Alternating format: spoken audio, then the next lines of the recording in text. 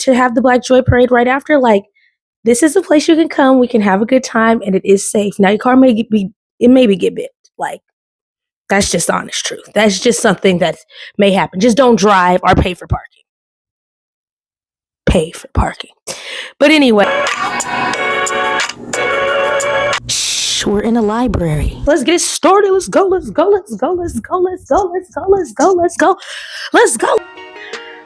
Okay. Sorry, y'all. I'm just so hyped. Hyped because it's still Black History Month. We have 1 week left. Hyped because I'm coming off from a natural high of being surrounded by Black people, just beautiful Black people experiencing community. Let's talk about it. So yesterday, I was fortunate enough to go to Oakland's annual Black Joy Parade, which I try to do every year, and just I don't know, it's a way of revitalizing yourself, a way of getting poured into by your people and pouring back. Just the love, the community, and the joy that we bring one another, and just being in a space that's for us, by us, a safe space for us to just be, where it's no drama, we're all just loving on each other. And I wish it could happen more, and there are other places and opportunities to have it, but of that caliber, yes. So stay tuned for the rest of this video, because after I give my book review, you will see the Black Joy Parade and a lot of its beauty and all of its love and all of its joy and happiness. And I just can't say and express enough that if you haven't had a chance to participate in it, you should get up and go on the last Sunday of February. It happens every year, and come out to Oakland, because there were people who came from other states just to come experience the day. And I just feel like everyone should just come and see it, because I think that Oakland has had, through the last few years, a very bad rap when it comes to coming out here. And like the providers of the event said, that the past 2 weekends we showed up and we showed out. We had the All-Star Weekend here in Oakland and in San Francisco, and to have the Black Joy Parade right after, like, this is a place you can come, we can have a good time, and it is safe. Now, your car maybe get bit. Like, that's just honest truth. That's just something that may happen. Just don't drive or pay for parking. Pay for parking.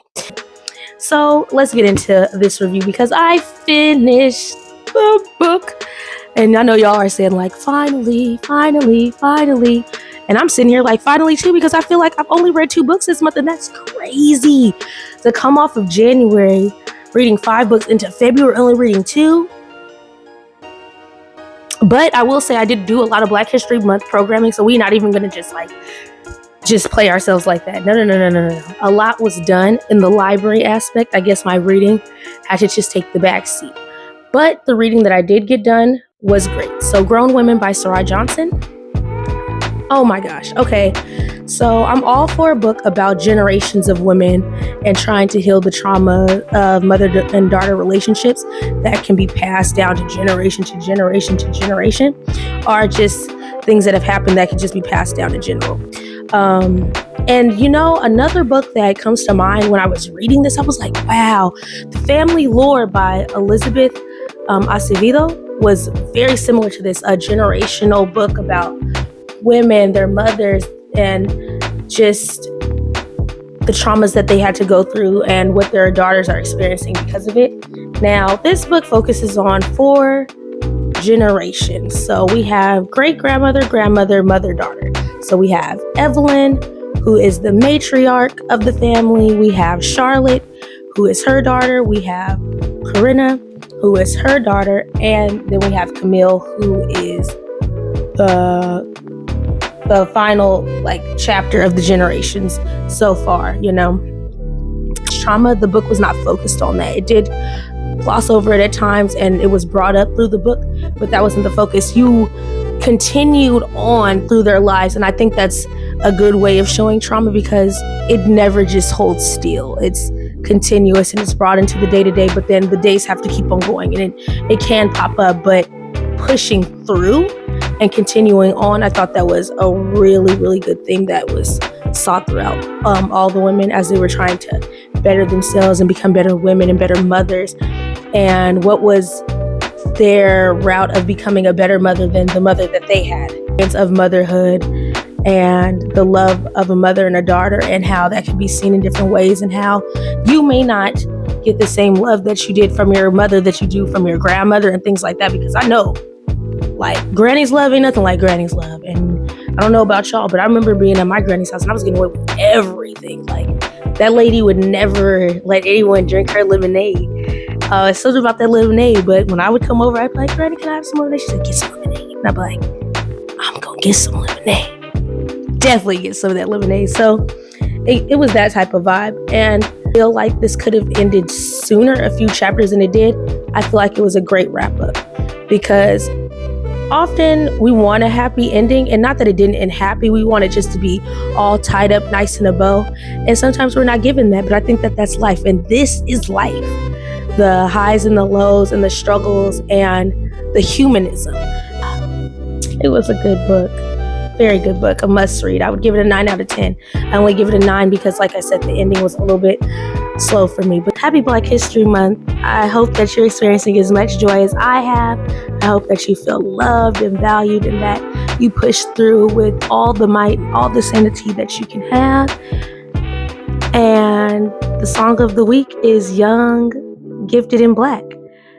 And I think that's it. Stay tuned as we push forward to the Black Joy Parade, and I'll see y'all next week. Peace, y'all. So I'm gonna get y'all into what I ate.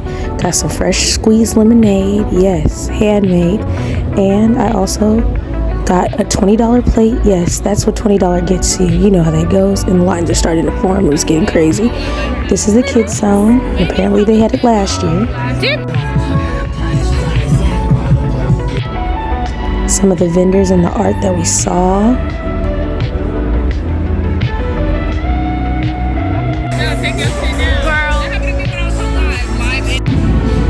Some views from the parade.